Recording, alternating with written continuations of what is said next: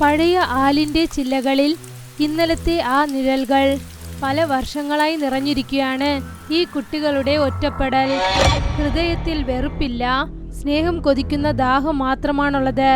വഴിമാറി വന്ന ആ വഴിപോക്കന് ലഭിച്ചു ആ ജീവിതം. ബിസ്ക്കറ്റിലുണ്ടായിരുന്ന ആ രുചി കറുത്ത മിഴികൾക്ക് ജീവൻ നൽകി. ഒന്നും അറിയാത്ത ആ നല്ല മനസ്സ് മരണത്തിന്റെ പാതയെ മാറ്റി നിർത്തി. ആളനക്കമില്ലാത്ത ഒരു റോട്ടിൽ ഒരുപാട് മഞ്ഞു മൂടപ്പെട്ടിരിക്കുകയാണ്. ഒരുപാട് ദൂരം വരെ അവിടെ വെറും ഇരുട്ട് മാത്രമാണുള്ളത്. ആ ഇരുട്ടിൽ വെളിച്ചം ഒരു സ്ഥലത്തു നിന്നും മാത്രമാണ് വരുന്നത്. ആ വെളിച്ചം ഒരു പഴയ ചെറിയ ഹോട്ടലിൽ നിന്നും വരികയാണ്. അവിടെ ഒരു ലാൻഡർ വിളക്ക് പതുക്കെ പതുക്കെ തെളിഞ്ഞുകൊണ്ടിരിക്കുകയാണ്. ആ ഹോട്ടലിന് പുറത്ത് ഒരു കയറ് കട്ടിലിൽ രമേശ് ഇരിക്കുകയായിരുന്നു. രമേശ് സിറ്റിയിൽ നിന്നും വന്നിരിക്കുകയാണ്. അദ്ദേഹം കാണാൻ വളരെ ക്ഷീണിച്ചതുപോലെ കാണപ്പെടുന്നു. പിന്നെ ശാന്തനായി തന്റെ ചായ കുടിക്കുകയായിരുന്നു. അദ്ദേഹത്തിന്റെ തൊട്ടടുത്തായി അദ്ദേഹത്തിന്റെ ഭംഗിയുള്ള ബാഗ് ഉണ്ടായിരുന്നു. രമേശിൽ നിന്നും കുറച്ചു ദൂരെയായി രാമു അങ്കിൾ നിൽക്കുകയാണ്. അദ്ദേഹം ഒരു തുണി കൊണ്ട് ഹോട്ടലിന്റെ കൗണ്ടർ വൃത്തിയാക്കുകയായിരുന്നു. അദ്ദേഹം തന്റെ ജോലി ചെയ്തുകൊണ്ട് വീണ്ടും വീണ്ടും രമേശിനെ നോക്കിക്കൊണ്ടേയിരുന്നു. സിറ്റിയിൽ നിന്ന് വന്നിരിക്കുന്ന മോനെ, ഒരുപാട് രാത്രിയായിട്ടുണ്ട്. ഇതിന് മേലെ വഴി ശരിയല്ല. ഇപ്പോൾ മീറ്റിംഗ് ഉണ്ട് ചേട്ടാ. രാവിലെ വേഗം പോകണം. ഗൂഗിൾ മാപ്പിൽ കാണിക്കുന്നുണ്ട് ഷോർട്ട് കട്ടിൽ പോയാൽ 1 മണിക്കൂറായുള്ളൂ. മിഷൻ്റെ കാര്യങ്ങൾ വിട്ടേക്കും മോനെ. മുൻപിലോട്ട് പോയാൽ ഒരു പഴയ രാജവൃക്ഷമുണ്ട്. അവിടെ ചട്ടിയാവും നട്ടിയാവും കളിച്ചുകൊണ്ടിരിക്കുന്നു. അവരിനെ ഡിസ്റ്റർബ് ചെയ്യല്ലേ. നിങ്ങളുടെ തല കുണിച്ചിട്ട് അവിടെ നിന്ന് പോയേക്കെ. ചട്ടിയാ മട്ടിയാവോ? അവർ കള്ളന്മാരോ എന്തോ? അവർ കൊച്ചുകുട്ടികളാണ്. 50 കൊല്ലങ്ങളായിട്ട് അങ്ങനെ കൊച്ചുകുട്ടികളായിട്ട് തന്നെ ഇരിക്കുന്നു. രമേശ് തന്റെ തല അനക്കി. രാമുചേട്ടൻ പറഞ്ഞ കാര്യം കേട്ടും കേൾക്കാത്തതുപോലെ ഇരുന്നു. അദ്ദേഹം ടേബിളിൽ 50 രൂപ നോട്ട് വെച്ചു. എന്നിട്ട് തന്റെ ബാഗ് എടുത്തുകൊണ്ട് തന്റെ കാറിനെ നോക്കി നടന്നു. അദ്ദേഹം കാറിന്റെ കതകു തുറന്ന് അകത്ത് ചെന്നിരുന്നു. എൻജിൻ സ്റ്റാർട്ട് ചെയ്തു. പിന്നെ രമേശ് അവിടെ നിന്നും വേഗം പുറപ്പെട്ടു ചെന്നു. രമേശ് ഒരു ചെറിയ മൺ റോട്ടിൽ കൂടി തന്റെ കാർ ഓടിക്കുകയായിരുന്നു. അവിടെ മഞ്ഞ് വീണ്ടും അധികമായി.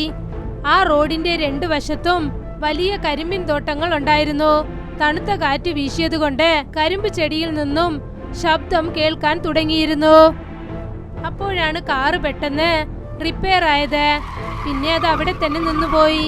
രമേശ് പേടിച്ച് വീണ്ടും വീണ്ടും താക്കോലിട്ടു. വണ്ടി സ്റ്റാർട്ട് ചെയ്യാനായി അദ്ദേഹം ശ്രമിച്ചുകൊണ്ടേയിരുന്നു. പക്ഷേ കാർ സ്റ്റാർട്ടായില്ല. രമേശ് കാറിൽ നിന്നും താഴെ ഇറങ്ങി. പിന്നെ ബോണറ്റ് ഓപ്പൺ ചെയ്ത് എൻജിൻ നോക്കാൻ തുടങ്ങി. അതിൽ വലിയ റിപ്പയർ ഒന്നും അദ്ദേഹം കണ്ടില്ല. അദ്ദേഹം അവിടെ തന്നെ നിന്നുകൊണ്ട് ചിന്തിക്കാൻ തുടങ്ങി. കാർ എങ്ങനെ പെട്ടെന്ന് നിന്നുവെന്ന്. രമേശ് വീണ്ടും കാറിനകത്തേക്ക് ചെന്നു. അദ്ദേഹത്തിന്റെ ടോർച്ച് എടുത്ത് അത് ഓൺ ചെയ്തു. അദ്ദേഹം സഹായം ചോദിക്കാൻ വേണ്ടി ഗ്രാമപാതയിൽ കൂടി നടന്നു ചെല്ലുകയായിരുന്നു. നടന്നു പോയിക്കൊണ്ടിരുന്നപ്പോൾ പെട്ടെന്ന് അദ്ദേഹത്തിന് ചലങ്കയുടെ ശബ്ദം കേൾക്കാൻ തുടങ്ങി. രമേശ് ഞെട്ടി അവിടെ തന്നെ നിന്നു. അദ്ദേഹം തന്റെ ടോർച്ച് എല്ലാ വശത്തും തിരിച്ചു നോക്കി. അവിടെ ആ കരിമ്പിൻ തോട്ടമല്ലാതെ മറ്റൊന്നും കാണാൻ സാധിച്ചില്ല. ആരെങ്കിലും ഉണ്ടോ? അപ്പോഴാണ് ഭയങ്കരമായ ചിരിയുടെ ശബ്ദം കേൾക്കാൻ തുടങ്ങിയത്. അതിനുശേഷം ഉടനെ ഒരു ഭയങ്കരമായ കുഞ്ഞിന്റെ ചിരിക്കുന്ന ശബ്ദം കേൾക്കാൻ തുടങ്ങി. രമേശ് ശരിക്കും ഞെട്ടി നിന്നു. അവിടെ ആരാണത് കളിച്ചുകൊണ്ടിരിക്കുന്നത്? ഇവിടെ നോക്ക്, ഇത് ഒട്ടും ശരിയല്ല. പക്ഷെ അദ്ദേഹത്തിന് ഒരു മറുപടിയും കിട്ടിയില്ല. ഇപ്പോൾ രമേശിന് ശ്വാസം മുട്ടാൻ തുടങ്ങി. അദ്ദേഹം തന്റെ ലാപ്ടോപ്പ് ബാഗ് വീണ്ടും സ്ട്രോങ് ആയി പിടിച്ചു. പിന്നെ വളരെ വേഗത്തിൽ മുന്നോട്ട് നടക്കാൻ തുടങ്ങി. പക്ഷെ ആ ചിരി ശബ്ദം വീണ്ടും കൂടുതലാകാൻ തുടങ്ങി. രമേശ് അങ്ങനെ നടന്ന് ഗ്രാമത്തിനടുത്തെത്തി. അവിടെയാണ് അദ്ദേഹത്തിന് ഒരു പഴയ വലിയ ആലിൻ മരം അദ്ദേഹം കണ്ടത്. അതിന്റെ വേരുകൾ നിലാവിന്റെ വെളിച്ചത്തിൽ എലുമ്പ് കൂടുപോലെ സ്ട്രോങ് ആയി കാണപ്പെട്ടു. അപ്പോഴാണ് രമേശിന്റെ ടോർച്ച് ബ്ലിങ്ക് ആകാൻ തുടങ്ങിയത്. ആ ടോർച്ചിന്റെ വെളിച്ചം പതുക്കെ പതുക്കെ കുറയാൻ തുടങ്ങി. പിന്നെ അത് മുഴുവനായി അണഞ്ഞുപോയി. എല്ലാ വശത്തും നല്ല ഇരുട്ടായി മാറി. എന്റെ ദൈവമേ, ഇതും ഇപ്പോൾ തന്നെ റിപ്പയർ ആവണോ? രമേശ് തന്റെ പോക്കറ്റിൽ നിന്നും ഫോൺ എടുത്തു. ഫോണിലെ ബാറ്ററി 2% മാത്രമേ ഉണ്ടായിരുന്നുള്ളൂ. അദ്ദേഹം വേഗം ഫോണിലെ ഫ്ലാഷ് ലൈറ്റ് ഓൺ ചെയ്തു. ആ ടോർച്ചിന്റെ വെളിച്ചം ആ മരത്തിന്റെ താഴത്തെ ചില്ലയിൽ കൊണ്ടപ്പോൾ രമേശ് ശരിക്കും ഒരു കല്ലിനെ പോലെ മരവിച്ചു പോയി. ആരാണ് നിങ്ങളെല്ലാം ആരാണ്? മരത്തിന്റെ ഒരു വലിയ ചില്ലയിൽ ചട്ടിയ തലകീഴായി തൂങ്ങിക്കിടക്കുകയായിരുന്നു. അവൻ തന്റെ കാലിന്റെ ബലത്തിൽ തൂങ്ങിക്കിടക്കുകയായിരുന്നു. പിന്നെ അവന്റെ ശരീരം വല്ലാതെ വിളറിയിരുന്നു. അവന്റെ കണ്ണ് നല്ല കറുപ്പായിരുന്നു. അതിലൊരു പ്രകാശവുമില്ലായിരുന്നു. ആ ചില്ലയുടെ താഴെ ഒരു കല്ലിൽ മട്ടിയ കാല് മടക്കിയിരിക്കുകയായിരുന്നു. അവൾ തന്റെ കയ്യിൽ പഴയ കണ്ണാടി വളകൾ വെച്ചുകൊണ്ട് കളിച്ചുകൊണ്ടിരിക്കുകയാണ്. ആ കണ്ണാടി വളയുടെ ശബ്ദം ആ ശാന്തതയെ നശിപ്പിച്ചുകൊണ്ടിരുന്നു. എന്താ ഗ്രാമത്തിലെ സാറേ, എന്താണ് തേടിക്കൊണ്ടിരിക്കുന്നത്? ഏട്ടാ, ഇദ്ദേഹത്തിന്റെ കയ്യിലൊരു ബോക്സ് ഉണ്ട്. എനിക്ക് ആ ബോക്സ് വേണം. ബോക്സോ? ഏത് ബോക്സ്? രമേശ് പേടിച്ച് ഒരടി പുറകിലോട്ട് നടന്നു. അദ്ദേഹത്തിന്റെ ഹൃദയം പേടി കൊണ്ട് വിറയ്ക്കാൻ തുടങ്ങി. അദ്ദേഹം അവിടെ നിന്നും ഓടാനായി ശ്രമിക്കുകയായിരുന്നു. പക്ഷെ അദ്ദേഹത്തിന്റെ കാലുകൾ അവിടെ നിന്നും നീങ്ങിയില്ല, സ്തംഭിച്ചുപോയി. അപ്പോഴാണ് ചട്ടിയ വളരെ സാധാരണമായി മരത്തിൽ നിന്നും ചാടിയത്. പിന്നെ ഒരു ശബ്ദവുമില്ലാതെ അവൻ താഴെ തറയിലേക്ക് ഇറങ്ങി. കണ്ണു ചിമ്മുന്ന സമയത്തിൽ അവൻ നേരെ രമേശിനടുത്ത് വന്ന് നിൽക്കുകയായിരുന്നു. പെട്ടെന്ന് അവിടെ ചുറ്റിലും നല്ല തണുപ്പ് അനുഭവപ്പെടാൻ തുടങ്ങി. ചട്ടിയ തന്റെ കൈ നീട്ടി. പിന്നെ രമേശിന്റെ ലാപ്ടോപ്പ് ബാഗിന്റെ വയർ അവൻ പിടിച്ചു വലിച്ചു. അവൻ മുഴുവൻ ശക്തി ഉപയോഗിച്ച് അദ്ദേഹത്തെ വലിച്ചു. പിന്നെ പെട്ടെന്ന് രമേശിന്റെ കയ്യിലുണ്ടായിരുന്ന ബാഗ് അവന്റെ കയ്യിൽ വന്നു. ഇല്ല, എന്റെ ലാപ്ടോപ്പ്. ചട്ടിയ ആ ബാഗ് മട്ടിയുടെ അടുത്തേക്ക് വലിച്ചെറിഞ്ഞു. മട്ടിയ അത് പിടിച്ചു. ഓടി പിടിച്ചു കളിക്കാം. നിങ്ങൾ എല്ലാവരും ആരാണ്? അതെനിക്ക് തിരിച്ചു തന്നേക്ക്. ആ രണ്ട് പ്രേത കുട്ടികളും ആ മഞ്ഞിൽ അങ്ങനെ മാഞ്ഞുപോയി. പിന്നെ പുറകിലെ കരിമ്പിൻ തോട്ടം വഴി ഓടിച്ചെന്നു. അവർ ചിരിക്കുന്ന ശബ്ദം കരിമ്പിൻ തോട്ടത്തിനകത്ത് വരെ കേൾക്കാൻ തുടങ്ങിയിരുന്നു. രമേശ് അങ്ങനെ നിൽക്കുകയായിരുന്നു. അദ്ദേഹത്തിന്റെ മുഖത്ത് വല്ലാത്ത പേടിയുണ്ടായിരുന്നു. അദ്ദേഹം ആ പേടിയോടെ നിൽക്കുകയായിരുന്നു. കഴിഞ്ഞ കാലത്തെക്കുറിച്ചുള്ള ഓർമ്മകൾ അദ്ദേഹത്തിന് വന്നു. ഇത് 1970 വർഷമാണ്. എല്ലാ വശത്തും മഴ പെയ്യുകയായിരുന്നു. പിന്നെ ഹോട്ടൽ നല്ല പുതിയതായിരുന്നു. പുറത്ത് നന്നായി പുയൽക്കാറ്റ് വീശുന്നുണ്ടായിരുന്നു. പിന്നെ തെരുവുകളിൽ ഭയങ്കരമായ വെള്ളം വളരെ വേഗത്തിൽ വരികയാണ്. അവിടെ രാമുചേട്ടൻ നിൽക്കുകയാണ്. ഇപ്പോൾ അദ്ദേഹം കാണാൻ വളരെ യൗവനനായിരിക്കുന്നു. അദ്ദേഹം സഹായിക്കാൻ ആളില്ലാതെ നിൽക്കുകയായിരുന്നു. അപ്പോഴാണ് അവിടേക്ക് ഗ്രാമത്തിലെ ഒരാൾ പേടിച്ചോടി വന്നത്. വെള്ളപ്പൊക്കം വന്നിട്ടുണ്ട്. ഗ്രാമത്തിലെ ആൾക്കാർ എല്ലാവരും ഓടിയേക്കണം. രാമു, ഓടിക്കോ. ശരി, ആ രഘു എവിടെ പോയി? ചട്ടിയ പിന്നെ മട്ടിയ? അവര് രാജവൃക്ഷത്തിന്റെ അടുത്താണ് കളിച്ചുകൊണ്ടിരിക്കുന്നത്. വെള്ളപ്പൊക്കം അവിടെയും വന്നിട്ടുണ്ട്. ആരെ കൊണ്ടും പോകാൻ പറ്റില്ല. ഭയങ്കരമായ മഴയ്ക്കിടയിൽ ദൂരത്തിൽ ആ പഴയ ആലിൻ മരം കണ്ണിന് കണ്ടു. കുറച്ചു സമയത്തിനകം വെള്ളം പതുക്കെ പതുക്കെ മരത്തിനു മുകളിൽ വരെ കയറാൻ തുടങ്ങി.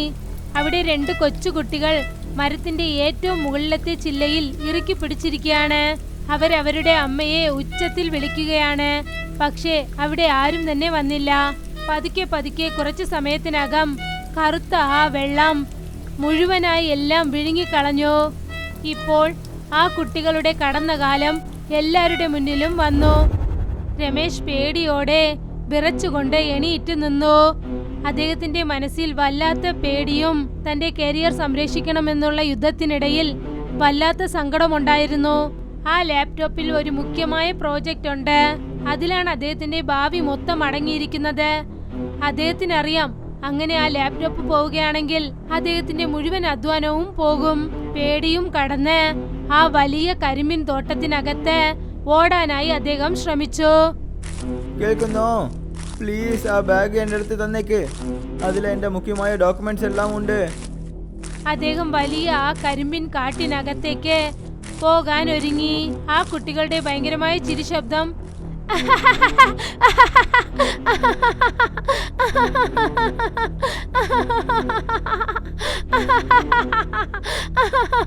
മട്ടിയയുടെ കൊലുസിന്റെ ശബ്ദം കേട്ടുകൊണ്ടേ അദ്ദേഹം ആ ഇരുട്ടായ കരിമ്പിൻ കാട്ടിനകത്തേക്ക് കയറിച്ചെന്നു.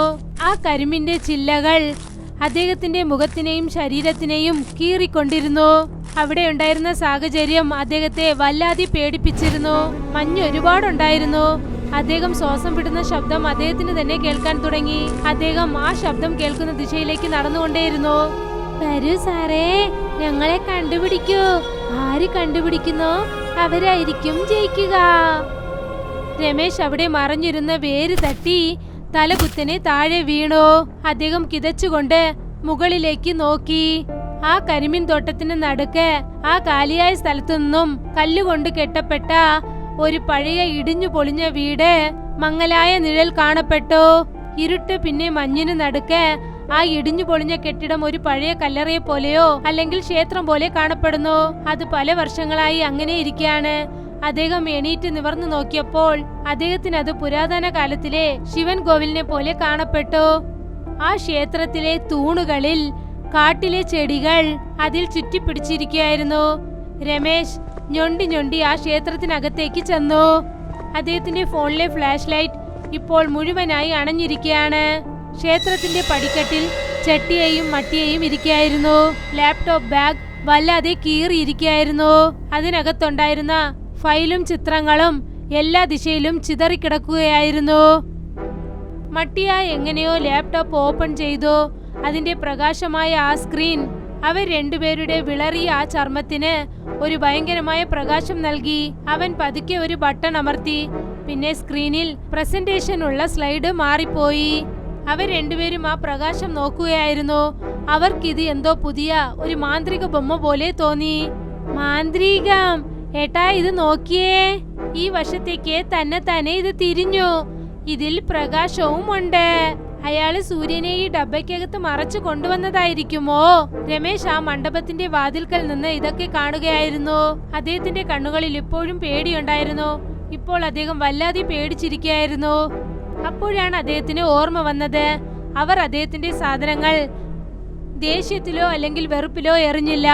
വളരെ പ്രതീക്ഷയോടെ ഇരിക്കുകയാണ്. ഏതോ ഒരു അറിയാത്ത സാധനം ആദ്യമായി കാണുന്നത് പോലെ രമേശ് വളരെ സമാധാനത്തോടെ ഒരടി മുന്നിലോട്ട് ചെന്നു. അദ്ദേഹം വളരെ സമാധാനമായ ശബ്ദത്തിൽ സംസാരിക്കാൻ തുടങ്ങി. അതൊന്നും സൂര്യനല്ല മോനെ, അതിനെ ലാപ്ടോപ്പ് എന്ന് പറയും. ചെട്ടിയുടെ തല ഉടനെ അദ്ദേഹത്തെ തിരിഞ്ഞു നോക്കി. അവന്റെ കറുത്ത കണ്ണുകൾ അങ്ങനെ രമേശിനെ തുറച്ചു നോക്കി. ഞങ്ങളെ മോനെന്നൊന്നും പറയല്ലേ, ഞാൻ നിങ്ങളുടെ മകനൊന്നുമല്ല. മട്ടിയ പേടിച്ച് ചെട്ടിയുടെ പുറകിൽ ചെന്ന് മറഞ്ഞു. പിന്നെ ഒരു ഫയല് എന്തോ മറച്ചു വെച്ചതുപോലെ തന്റെ മുന്നിൽ വെച്ചുകൊണ്ടിരുന്നു. എന്നെ ക്ഷമിച്ചേക്ക്, എന്റെ പേര് രമേശ് ആണ്. ഞാൻ എന്റെ ബോക്സിനെ തിരിച്ചു വാങ്ങിട്ട് പോകാൻ വന്നിട്ടുണ്ട്. ഞാൻ നിങ്ങളോടൊപ്പം കഴിക്കും, പക്ഷേ ആ ബോക്സ് എന്റെ അടുത്ത് തന്നേക്കണം. രണ്ടുപേരും രമേശിനെ വളരെ വ്യത്യാസമായി നോക്കി. നീ ശരിക്കും ഞങ്ങളോടൊപ്പം കളിക്കുമോ? ഇവിടേക്ക് ആരും വരില്ല, എല്ലാരും പേടിച്ചോടിപ്പോകും. അതെ, എല്ലാരും ഞങ്ങളെ പ്രേതമെന്ന് പറയും, പിശാചാണെന്ന്. പക്ഷേ ഞങ്ങൾ കാത്തുകൊണ്ടിരിക്കുകയാണ്. ആർക്കോസം കാത്തുകൊണ്ടിരിക്കുന്നു? ഞങ്ങളുടെ അമ്മയ്ക്ക് വേണ്ടി. അമ്മയാണ് പറഞ്ഞത്, വെള്ളത്തിന്റെ അളവ് കുറഞ്ഞതും തന്നെ അവർ വരാമെന്ന് പറഞ്ഞിരിക്കുന്നു. പക്ഷെ അവർ തിരിച്ചു വന്നിട്ടേ ഇല്ല. പക്ഷേ എന്തിനാ? നിങ്ങളുടെ അമ്മ എവിടെ ഉണ്ട്? രമേശിന്റെ എല്ലാ പേടിയും ഇപ്പോൾ വല്ലാത്ത സങ്കടമായി മാറി. അപ്പോഴാണ് അദ്ദേഹത്തിന് രാമുചേട്ടൻ പറഞ്ഞത് ഓർമ്മ വന്നത്. ആ കുട്ടികളെ കടന്ന 50 കൊല്ലങ്ങളായിട്ട് കുട്ടികളായിട്ട് തന്നെ ഇരിക്കുന്നു. കുറച്ചു സമയത്തിന് ശേഷം ആ തണുത്ത പാറയുടെ തറയിൽ കാലുമടക്കി അദ്ദേഹം ഇരുന്നു. ചട്ടിയെയും മട്ടിയെയും അവരുടെ അരികിലിരിക്കുകയായിരുന്നു. പിന്നെ അദ്ദേഹത്തിനെ ശ്രദ്ധിച്ചു നോക്കുകയായിരുന്നു. രമേശ് അദ്ദേഹത്തിന്റെ വിരൽ ആ ലാപ്ടോപ്പിൽ ചെലുത്തിയതും തന്നെ അവരത് കണ്ടിട്ട് വല്ലാതെ ഞെട്ടിയിരിക്കുകയായിരുന്നു. അദ്ദേഹം ഒരു സാധാരണ പെയിന്റ് ആപ്ലിക്കേഷൻ ഓപ്പൺ ചെയ്തു. അതിൽ അദ്ദേഹം വളരെ ഭംഗിയുള്ള ഒരു വീട് വരഞ്ഞു. ഇത് ഞങ്ങളുടെ വീട് പോലെയുണ്ട്, പക്ഷെ ഞങ്ങളുടെ വീടിലെ കൂര ഇടിഞ്ഞുപോയി.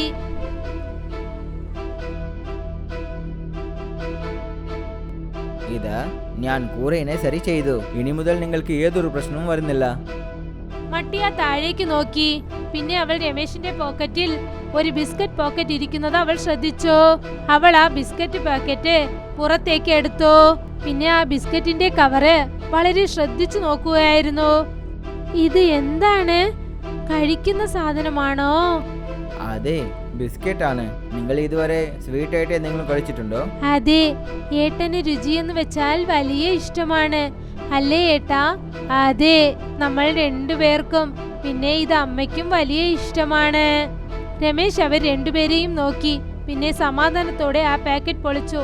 എന്നിട്ട് 2 ബിസ്ക്കറ്റ് എടുത്ത് അവർക്ക് നൽകി. ചട്ടിയെയും മട്ടിയെയും ഒരു കുഴപ്പത്തോടെ ആ ബിസ്ക്കറ്റിനെ നോക്കി. പ്രേതങ്ങൾ കഴിക്കില്ല, പക്ഷേ വിശപ്പിന്റെ ആഗ്രഹം ഇപ്പോഴും അവരുടെ മനസ്സിൽ എവിടെയോ ബാക്കിയുണ്ട്. ചട്ടിയ പതുക്കെ ഒരു ബിസ്ക്കറ്റ് കയ്യിലെടുത്തു. എന്നിട്ട് അത് അവൻ വായ് വരെ കൊണ്ടുപോയി. ആ ബിസ്ക്കറ്റ് അവൻ കടിച്ചതും അവന്റെ ആ കറുത്ത മിഴികൾ പതുക്കെ പതുക്കെ വെളുത്തതായി മാറാൻ തുടങ്ങി. ഒരു സാധാരണ മനുഷ്യ കുഞ്ഞിനെ പോലെ കണ്ണുകൾ പുറത്തു കാണാൻ സാധിച്ചു. മട്ടിയെയും ആ ബിസ്ക്കറ്റ് എടുത്ത് കഴിച്ചു. പിന്നെ അതിൽ ഒരു ചെറിയ മഞ്ഞ നിറത്തിൽ ഒരു ചെറിയ ചൂട് അനുഭവപ്പെടാൻ തുടങ്ങിയിരുന്നു. ആ മാന്ത്രികത നിറഞ്ഞ ഒരു നിമിഷത്തിനു വേണ്ടി അത് കാട്ടിൽ അലയുന്ന ആത്മാക്കളല്ലായിരുന്നു. പാവം, അവർ ഗ്രാമത്തിലുള്ള വിശപ്പ് നിറഞ്ഞ 2 കുട്ടികളാണ്. അവർ അവർക്ക് ഇഷ്ടമുള്ള കാര്യം സന്തോഷത്തോടെ അനുഭവിക്കുകയാണ്. അവരെല്ലാരും അവിടെ ഇരുന്നു കൊണ്ട് ആ ശാന്തമായ നിമിഷം ഒന്നിച്ച് സന്തോഷത്തോടെ അനുഭവിക്കുകയാണ്. കുറച്ചു സമയത്തിന് ശേഷം ആകാശം നന്നായി വെളുത്തിരിക്കുകയായിരുന്നു. ആ പഴയ സ്ഥലത്ത് അതിരാവിലെ തണുത്ത കാറ്റ് വീശാൻ തുടങ്ങി. ചട്ടിയ എണീറ്റ് നിന്നു. എന്നിട്ട് ആകാശത്തിലേക്ക് നോക്കാൻ തുടങ്ങി.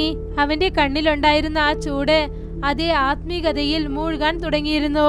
പക്ഷെ അവന്റെ മുഖത്തിന്റെ ഭാവം വളരെ ശാന്തമായിരുന്നു. സമയം വെളുത്തു കഴിഞ്ഞു.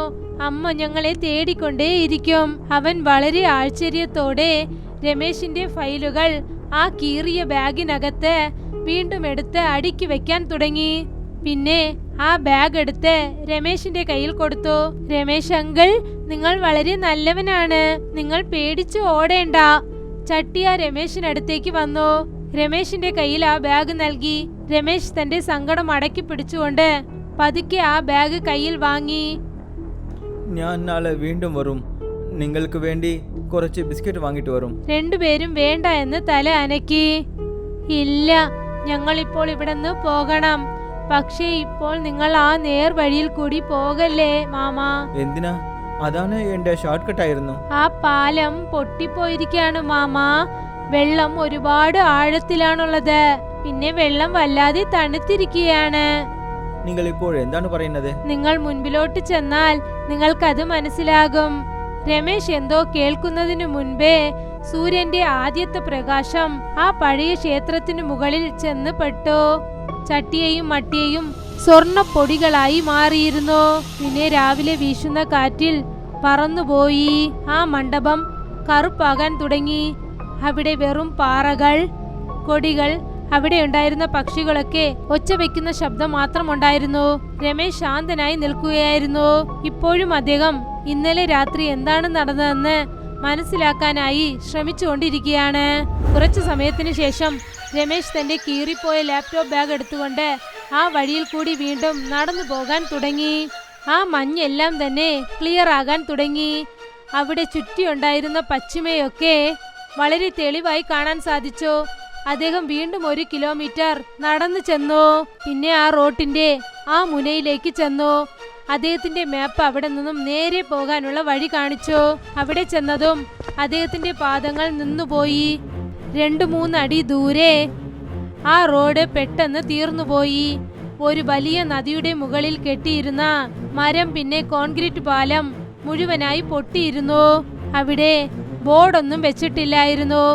അങ്ങനെ രമേശ് ഈ റോട്ടിൽ കൂടി തന്റെ കാർ ഓടിക്കുകയായിരുന്നെങ്കിൽ അദ്ദേഹം നേരെ ചെന്ന് നദിയിൽ വീഴുമായിരുന്നു. രമേശ് ആ ഉടഞ്ഞ പാലത്തിന് അരികിലായി മുട്ടുകുത്തി നിന്നു. അദ്ദേഹം താഴെ വളരെ വയലന്റായി ഓടിക്കൊണ്ടിരിക്കുന്ന ആ നദിയെ നോക്കി. പിന്നെ വീണ്ടും പുറകിലുള്ള ആലമരം തിരിഞ്ഞു നോക്കി. അപ്പോഴാണ് അദ്ദേഹത്തിന് മനസ്സിലായത്, ചട്ടിയെയും മട്ടിയെയും അദ്ദേഹത്തെ ശല്യം ചെയ്യാൻ വേണ്ടിയല്ല ആ ബാഗ് പിടിച്ച് വലിച്ചത്. അവർ അദ്ദേഹത്തെ ആ റോട്ടിൽ പോകാതെ തടുക്കാൻ വേണ്ടിയാണ് അങ്ങനെ ചെയ്തത്. കുറച്ച് ദിവസങ്ങൾക്ക് ശേഷം രാവിലെ വെയിലടിക്കുകയായിരുന്നു. ആ വലിയ ആലമരത്തിനടിയിൽ മരത്തിന്റെ നിഴൽ കാണപ്പെട്ടു. ഇപ്പോഴത് സാധാരണമായ ഒരു പഴയ മരം പോലെ കാണപ്പെട്ടു. രമേശ് ആ മരത്തിനടുത്തേക്ക് ചെന്നു. പിന്നെ ആ മരത്തിന്റെ വേരിൽ ഉണങ്ങിയ ഇലകളെ എടുത്തു മാറ്റി. അദ്ദേഹം വളരെ ശ്രദ്ധയോടെ 2 ബിസ്ക്കറ്റ് പാക്കറ്റ്, ഒരു ചെറിയ കാറ് പോലെയുള്ള കളിപ്പാട്ടം, പിന്നെ ചുവന്ന കണ്ണാടി വളകൾ ആ പാറയുടെ മുകളിൽ വെച്ചു. അദ്ദേഹം തന്റെ 2 കൈകളും കൂപ്പി വളരെ മര്യാദയോടുകൂടി തന്റെ തല കുനിച്ചു. വളരെ നന്ദിയുണ്ട് എന്റെ ചെറിയ അനിയത്തി. നിങ്ങൾ എപ്പോഴും സന്തോഷമായിട്ടിരിക്കണം. അദ്ദേഹം തിരിഞ്ഞു. പിന്നെ സിറ്റിയിലേക്ക് പോകാനായി റോഡിലേക്ക് നടന്നു. അദ്ദേഹം കുറെ ദൂരം ചെന്നതിന് ശേഷം ഒരു ചെറിയ കാറ്റ് വന്ന് ആ ആലമരത്തിന്റെ ഇലകളൊന്ന് അനക്കി.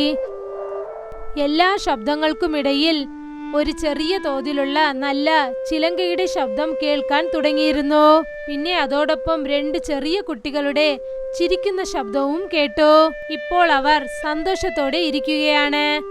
രാമു ചേട്ടൻ തന്റെ ഹോട്ടലിൽ ശാന്തനായി ഇരുന്ന് ചിരിക്കുകയായിരുന്നു. പിന്നെ ആ ചിരിയോടൊപ്പം തന്നെ അദ്ദേഹം പതുക്കെ പതുക്കെ കാറ്റത്ത് മറഞ്ഞുപോയി.